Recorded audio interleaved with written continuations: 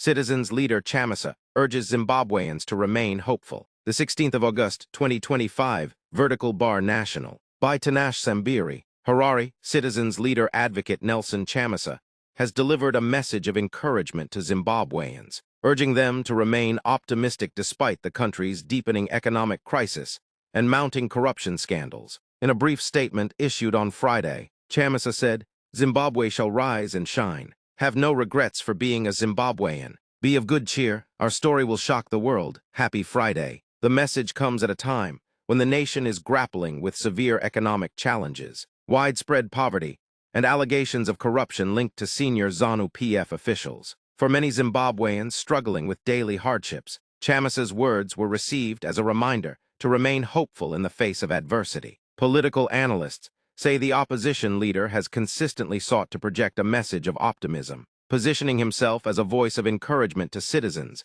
and calling for faith in a brighter national future.